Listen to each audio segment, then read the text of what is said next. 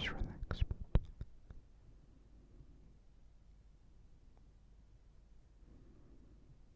Close your eyes and listen to the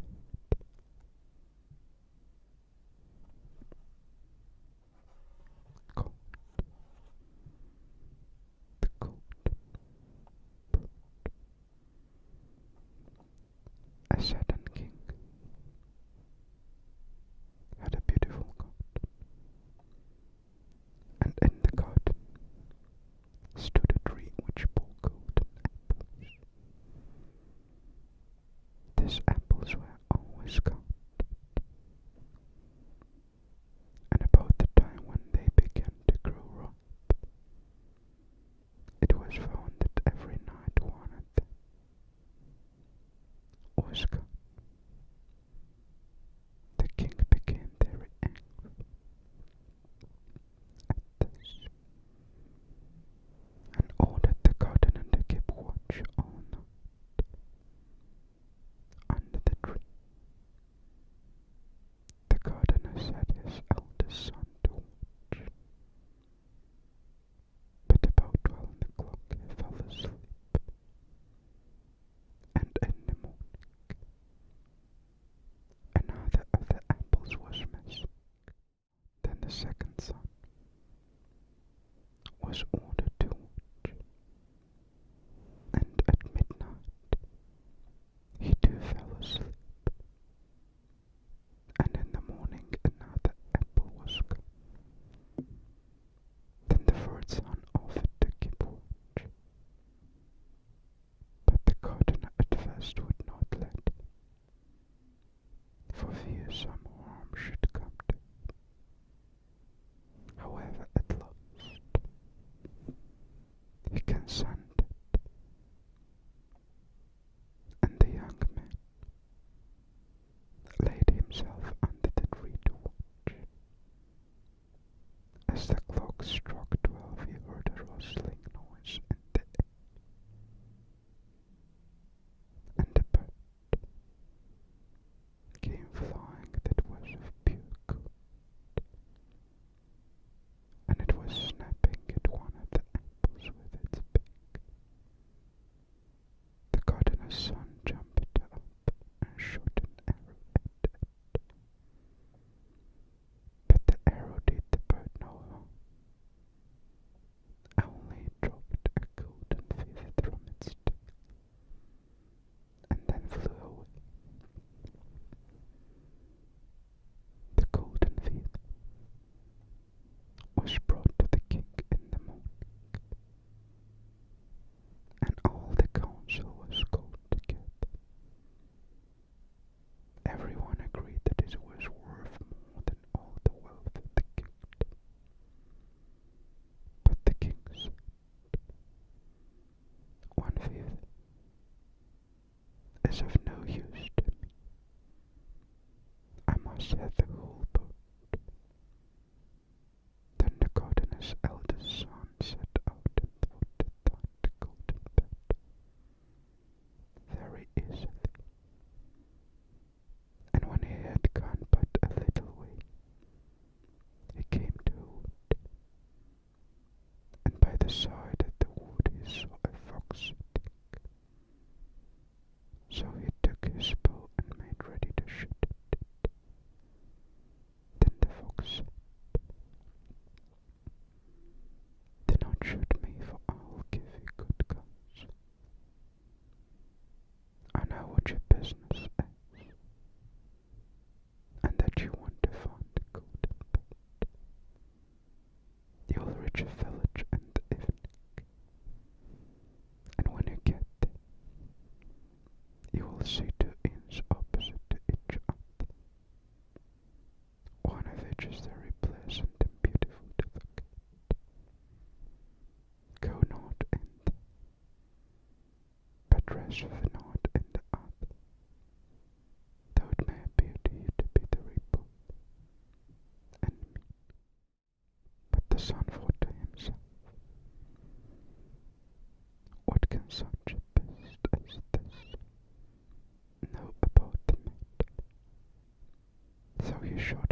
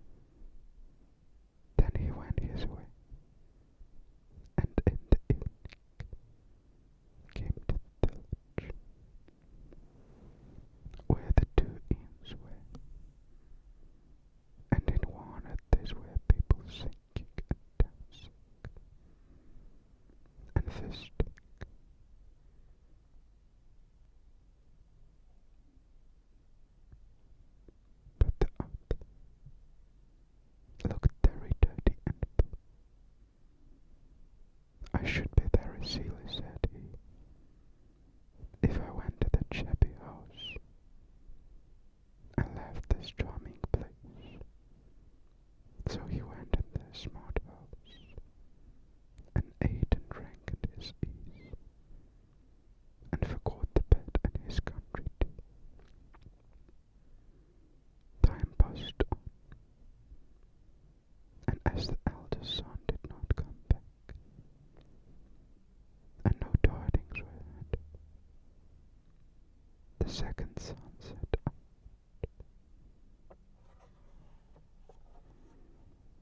And the same thing happened to him. He met the folks who gave him the same good advice. But when he came to the two inns, his eldest brother was standing at the window, where the merrymaking was, and called to him to come in. And he could not withstand the temptation, but went in and forgot the golden pot and his country in the same manner. Time passed on again, and the youngest son wished to set out in the wide world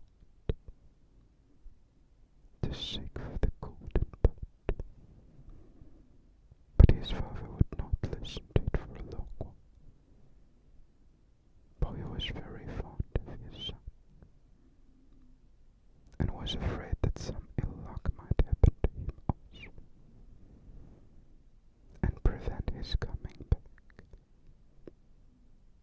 However, at last it was agreed he should go, for he would not rest at all. And as he came to the wood, he met the fox and heard the same good counsel. But he was thankful to the fox, and did not attempt his lot, as his brother said. So the fox said, "Sit upon my tail, and you'll travel fast." So he sat down, and the fox began to run, and away they went out the stock and stone so quick that their hair whistled and told. When they came to the village, the son followed the fox's counsel, and without looking about him, went to the shabby inn and rested there all night at his ease. In the morning came the fox again and met him, as he was beginning his journey, and said, "Go straight forward till they come to a castle, before which lie a whole troop of soldiers, fast asleep and snoring. Take no notice of them, but go into the castle and pass on, and on, till you come to a room where the golden bird sits in a wooden cage. Close by it, stands a beautiful golden cage. But do not try to take the bird out of the shabby cage, and put it into the handsome one. Otherwise you will repent of it." Then the fox stretched out his tail again, and the young man sat himself down, and away they went out the stock and stone, till their hair whistled and told.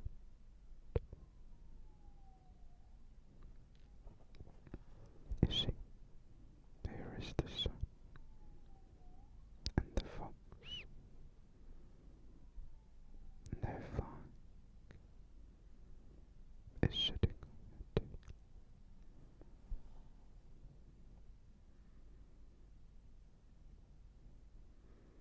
Before the castle gate all was as the fox had said. So the son went in and found the chamber with the golden pot, hung in a wooden cage, and below stood the golden cage, and the 3 golden apples that had been lost were lying close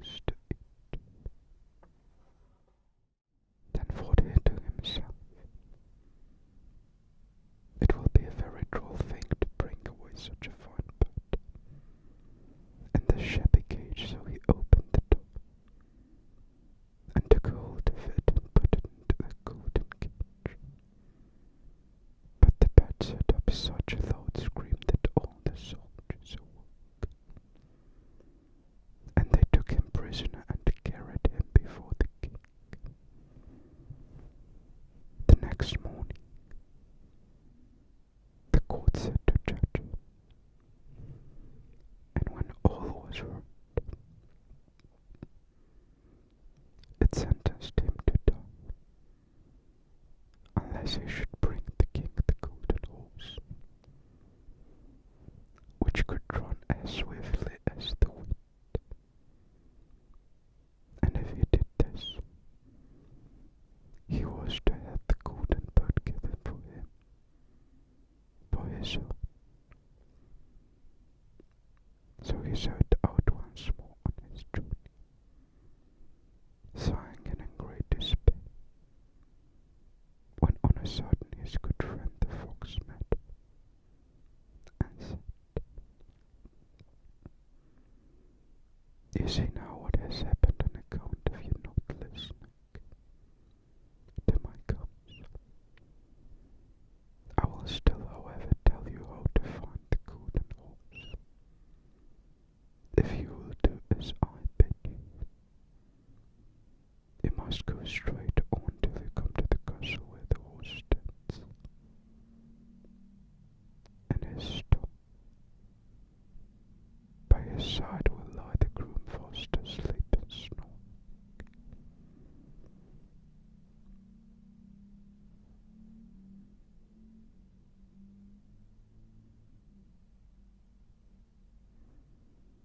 Take away the horse quietly, but be sure to put the old leathern saddle upon him, and not the gold one that is close by it."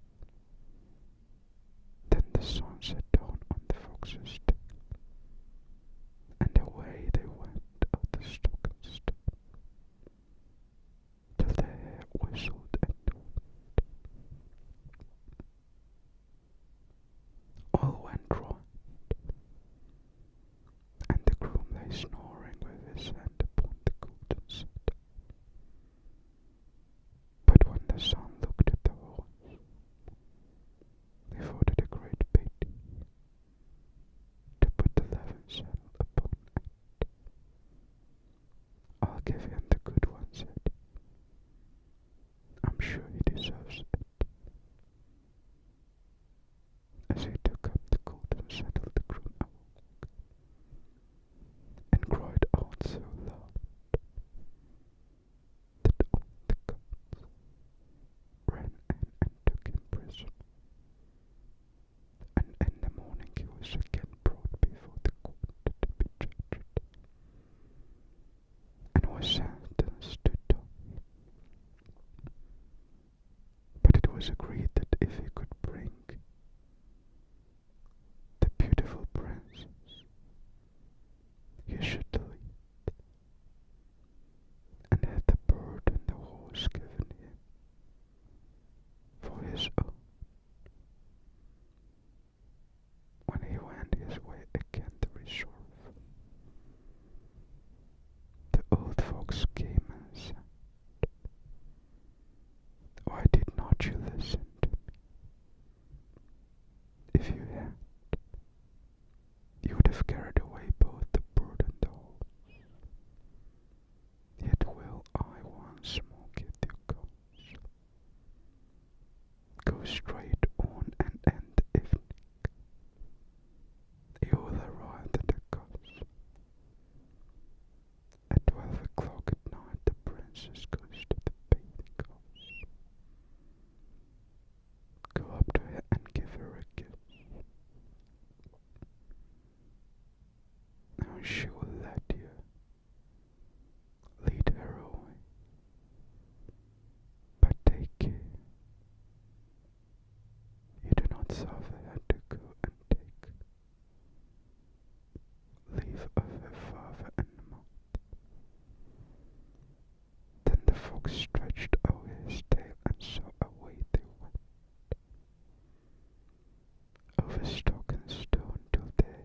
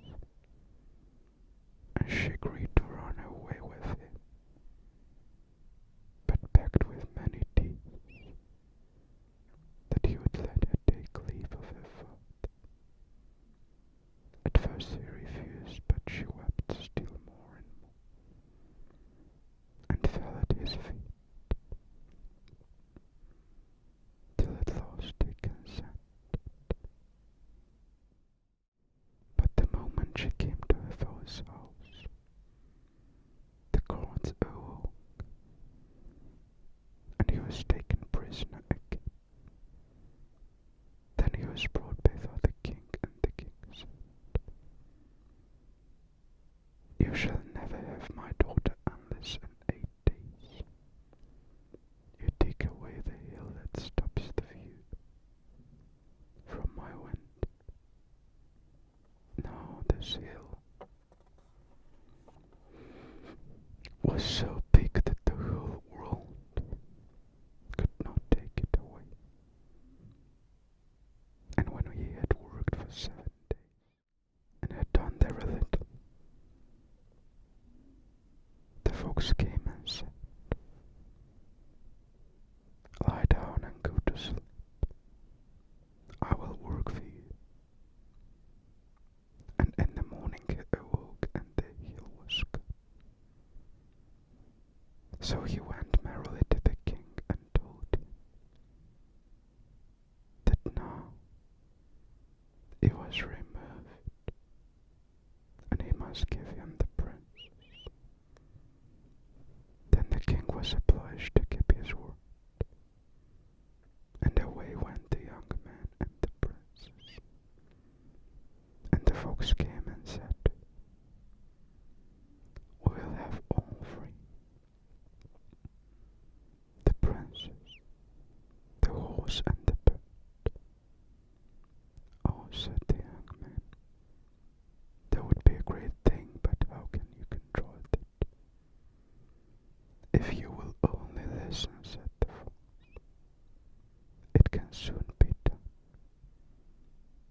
When you come to the king and he asks for a beautiful princess, you must say, 'Here she is.' Then he will be very joyful, and you will mount the golden horse that they are to get you, and put out your hand to take leave of them. But shake hands with the princess last, then lift her quickly on to the horse behind you. Clap your spurs to his side, and gallop away as fast as you can." All went right. Then the fox said, "When you come to the castle where the bird is, I will stay with the princess at the door, and you will ride in and speak to the king. And when he sees that it is the right horse, he will bring out the bird. But you must sit still and say that you want to look at it, to see whether it is the true golden bird. And when you get it in your hand, ride away." This too happened as the fox said. They carried out the bird. The princess mounted again, and they rode on to a great wood. Then the fox came and said,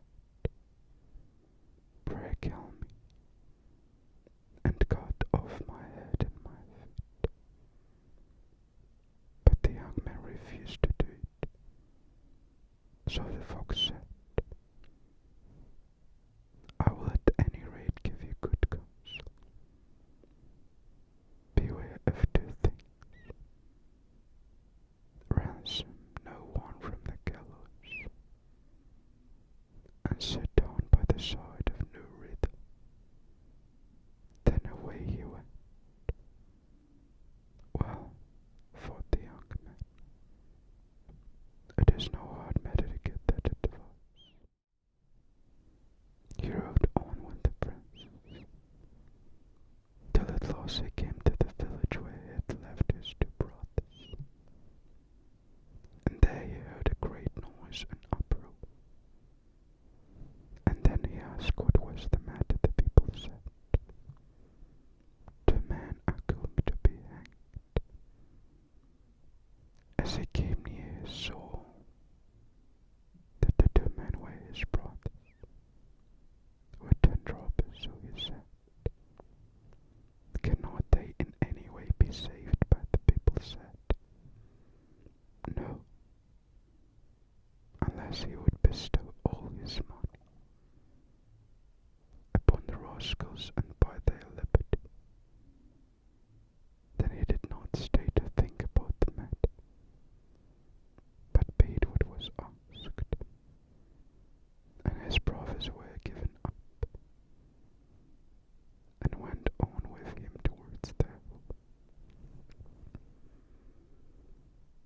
And as they came to the wood where the folks first met, it was so cool and pleasant that the two brothers said, "Let us sit down by the side of the river and rest a while, to eat and drink." So he said yes and forgot the fox's counsel, and sat down on the side of the river. And while he suspected nothing, they came behind and threw him down the bank, and took the princess, the horse and the bird, and went home to the king their master, and said, "All this have we won by our leap." Then there was a great rejoicing made, but the horse would not eat, the bird would not sing, and the princess wept. The youngest son fell to the bottom of the river's bed. Luckily it was nearly dry, but his bones were almost broken, and the bank was so steep that he could find no way to get out. Then the old fox came once more, and scolded him for not following his advice. Otherwise no evil would have befallen him. Yet, said he, "I cannot leave you here, so lay hold of my tail, and hold fast." Then he pulled him out of the river and said to him, as he got upon the bank, "Your brothers have set watch to kill you, if they found you in the kingdom." So he dressed himself as a poor man and came secretly to the king's court, and was scarcely within the doors when the horse began to eat, and the bird to sing, and the princess left off weeping. Then he went to the king and told him all his brother's roguery, and they were seized and punished, and he had the princess given to him again. And after the